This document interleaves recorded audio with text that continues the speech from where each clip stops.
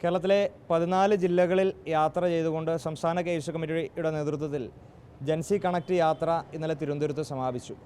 ഞങ്ങൾ ഈ 14 ജില്ലകളിലെ വിദ്യാർത്ഥികളുമായി സംവദിച്ചപ്പോൾ ഞങ്ങൾക്ക് ഏറ്റവും കൂടുതൽ കിട്ടിയ പരാതി അല്ലെങ്കിൽ അവരുടെ പ്രശ്നമെന്ന് പറയുന്നത് കേരളത്തിലെ സർക്കാർ അല്ലെങ്കിൽ സർക്കാർ നിയന്ത്രിത കോളേജുകളിലുള്ള എല്ലാം ദുരവസ്ഥയാണ്. ദുരവസ്ഥ എന്ന് പറയുമ്പോൾ പ്രത്യേകിച്ച് ആർട്സ് ആൻഡ് സയൻസ് കോളേജുകളിൽ യാതൊരു രീതിയിലേക്കുമുള്ള നിലവാരമില്ലാത്തൊരു പഠനാന്തരീക്ഷമുണ്ട് എന്നുള്ളൊരു പരാതി അല്ലെങ്കിൽ ഒരു പരിഭവം കേരളത്തിലെ വിദ്യാർത്ഥി സമൂഹം മുഴുവൻ പങ്കുവച്ചു. നമ്മൾ ഈ 14 ജില്ലകളിൽ 500-ന് മുകളിൽ പരാതികൾ അല്ലെങ്കിൽ അവരുടെ ആശങ്കകളാണ് കേരളത്തിലെ ജൻസി തലമുറകൾ ഞങ്ങളുമായിട്ട് പങ്കുവച്ചത്. അത് ഞാൻ ആദ്യം സൂചിപ്പിച്ചതുപോലെ അടിസ്ഥാന സൗകര്യത്തിൻ്റെ അപര്യാപ്തതയുണ്ട്, മതിയായിട്ടുള്ള പുതിയ ന്യൂ ജനറേഷൻ കോഴ്സുകളുടെ അപര്യാപ്തതയുണ്ട്, കോളേജിലെ ഇൻഫ്രാസ്ട്രക്ചറുകളുടെ അപര്യാപ്തതയുണ്ട്, മതിയായിട്ടുള്ള ട്രെയിൻഡായിട്ടുള്ള അധ്യാപകരുടെ അപര്യാപ്തതയുണ്ട്. കോളേജുകൾ എന്തിനേറെ പറയുന്നു, കോളേജുകളിൽ പ്രിൻസിപ്പൽമാരുടെ പോലും ഈ ലഭ്യത ഇല്ല എന്ന തരത്തിലേക്കുള്ള പരാതികൾ എല്ലാം ഈ വിദ്യാർത്ഥികൾ പറയുകയാണ്.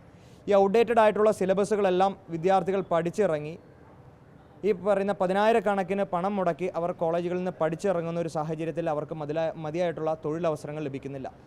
ഇനി തൊഴിലവസരങ്ങൾ ലഭിച്ചാൽ തന്നെ അവർക്ക് മതിയായിട്ടുള്ള ശമ്പളം അതിന് ലഭിക്കുന്നില്ല.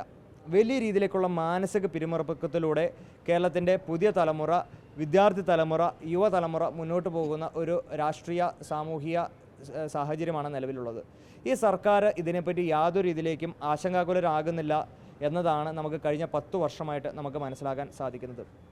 കേവലം 2 മാസത്തിന് ശേഷം അധികാരമൊഴിയാൻ പോകുന്ന പിണറായി വിജയൻ്റെ ഈ സർക്കാർ വലിയ രീതിയിലേക്കുള്ള പൊള്ളയായിട്ടുള്ള വാഗ്ദാനങ്ങൾ നൽകി ബജറ്റിൽ പ്രഖ്യാപനങ്ങൾ നടത്തി കേരളത്തിൻ്റെ വിദ്യാർത്ഥി സമൂഹത്തെ വിഡ്ഢികളാക്കാൻ ശ്രമിക്കുകയാണ്.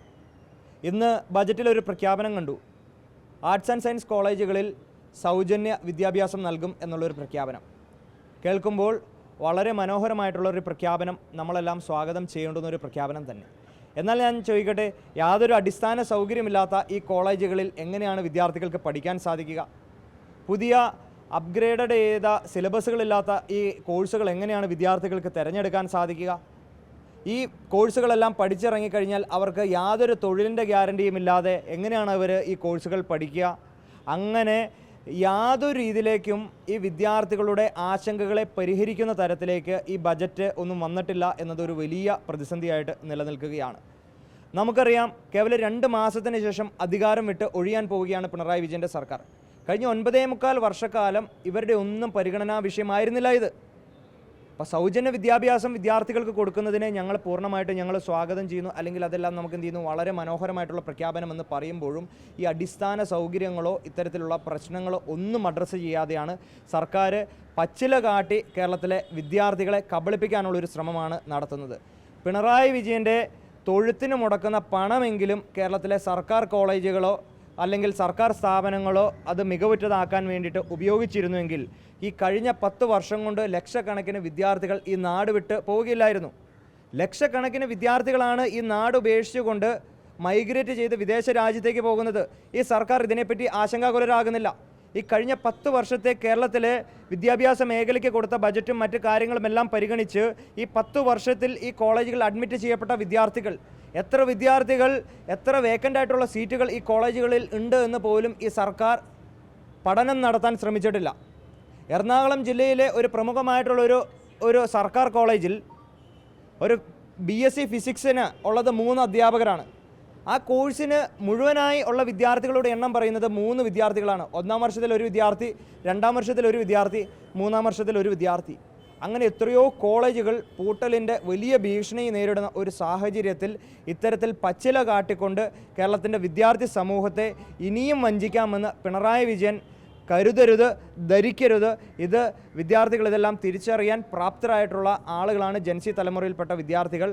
അപ്പോൾ അതുകൊണ്ട് ഞങ്ങൾ ഈ യാത്രയിലുടനീളം കണ്ടെത്തിയ ഈ യാഥാർത്ഥ്യങ്ങളെല്ലാം ഞങ്ങളൊരു വിഷൻ ഡോക്യുമെൻ്റായി കേരളത്തിൻ്റെ പൊതുസമൂഹത്തിന് മുൻപിൽ ഞങ്ങൾ സമർപ്പിക്കും. അതോടൊപ്പം 2026-ൽ UDFൻ്റെ ഒരു സർക്കാർ അധികാരത്തിൽ വരുമ്പോൾ ആ സർക്കാരിൻ്റെ പ്രകടന പത്രികയിൽ ഈ വിഷനുണ്ടാകും. 2026-27 ബജറ്റിൽ പ്രഖ്യാപനങ്ങളിൽ ഈ വിദ്യാഭ്യാസ മേഖലയുമായി ബന്ധപ്പെട്ട കാതലായിട്ടുള്ള മാറ്റങ്ങളുണ്ടാകും. അത് കേരളത്തിൻ്റെ വിദ്യാഭ്യാസ മേഖലയെ തന്നെ പരിവർത്തനപ്പെടുത്തുന്ന ഒരു ബജറ്റായിരിക്കും. നിലവിൽ കേരളത്തിലെ 66 സർക്കാർ കോളേജുകളിൽ ഒരു കോളേജിൽ പോലും സ്ഥിരം പ്രിൻസിപ്പൽമാരില്ല എന്ന് പറയുമ്പോൾ കേരളത്തിലെ ബഹുഭൂരിപക്ഷം വരുന്ന യൂണിവേഴ്സിറ്റികളിൽ സ്ഥിരം വൈസ് ചാൻസലർമാരില്ല എന്ന് പറയുമ്പോൾ കേരളത്തിൻ്റെ വിദ്യാഭ്യാസ മേഖലയെ വിറ്റുതുലച്ച ഒരു സർക്കാരാണ് പിണറായി വിജയൻ്റെ സർക്കാർ. അതുകൊണ്ട് നിങ്ങളുടെ ഇത്തരം ഗിമ്മിക്കുകൾ കൊണ്ട് വിദ്യാർത്ഥി സമൂഹത്തെ സ്വാധീനിക്കാൻ കഴിയില്ല എന്നുകൂടി പറയാൻ ആഗ്രഹിക്കുകയാണ്. ഞാൻ എൻ്റെ വരികൾക്കിടയിലൂടെ ഞാൻ വളരെ വ്യക്തമായിട്ട് ഞാൻ ആ കാര്യം പറഞ്ഞു. കേരളത്തിലെ ഈ കോളേജുകളിൽ, സർക്കാർ കോളേജുകളിൽ യാതൊരു രീതിയിലേക്കുള്ള അടിസ്ഥാന സൗകര്യങ്ങളും നിലവിൽ ഇല്ല. ഈ പറയുന്ന സർക്കാർ കോളേജുകളിൽ സ്ഥിരമായിട്ട് പ്രിൻസിപ്പൽമാരില്ല, സ്ഥിരമായിട്ടുള്ള അധ്യാപകരുടെ വലിയ രീതിയിലേക്കുള്ള അപര്യാപ്തതയുണ്ട്. ഈ പറയുന്ന അടിസ്ഥാന സൗകര്യങ്ങൾക്ക് അപ്പുറം പുതിയ കാലഘട്ടം ത്തിലെ വിദ്യാർത്ഥികളെ ആകർഷിക്കാൻ സാധിക്കുന്ന തരത്തിൽ, അവരുടെ തൊഴിലിന് പരിഹാരം കണ്ടെത്താൻ സാധിക്കുന്ന തരത്തിൽ, അല്ലെങ്കിൽ അവരുടെ വിദ്യാഭ്യാസ നിലവാരം ഉയർത്താൻ സാധിക്കുന്ന തരത്തിലേക്കുള്ള യാതൊരു രീതിയിലേക്കുള്ള മുന്നൊരുക്കങ്ങളോ അല്ലെങ്കിൽ തയ്യാറെടുപ്പുകളോ നടപടികളോ ഈ സർക്കാരിൻ്റെ ഭാഗത്തുനിന്ന് ഉണ്ടായിട്ടില്ല.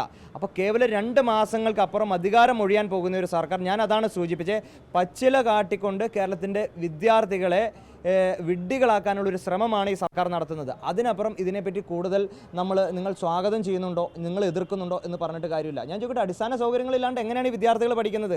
ഇപ്പം നിലവിലുള്ള കോളേജുകളുടെ അവസ്ഥകൾ തന്നെ എടുത്തു കഴിഞ്ഞാൽ ഈ കോളേജുകളിലൊന്നും വിദ്യാർത്ഥികൾ അഡ്മിഷൻ പൂർത്തിയാകുന്നില്ല. ഈ കോഴ്സുകളിലെല്ലാം വലിയ രീതിയിലേക്കുള്ള വേക്കൻസി നിലനിൽക്കുകയാണ്. ആ നിൽക്കുന്ന സാഹചര്യത്തിൽ ഇങ്ങനെ ഒരു പൊള്ളയായിട്ടുള്ളൊരു പ്രഖ്യാപനങ്ങൾ അല്ലെങ്കിൽ PR സ്റ്റണ്ടിന് വേണ്ടി നടത്തുന്ന ഈ പ്രഖ്യാപനങ്ങൾ കൊണ്ട് എന്ത് കാര്യമെന്നാണ് കെ.യു.സി. വിഷയത്തിൽ ചോദിക്കാനുള്ളത്?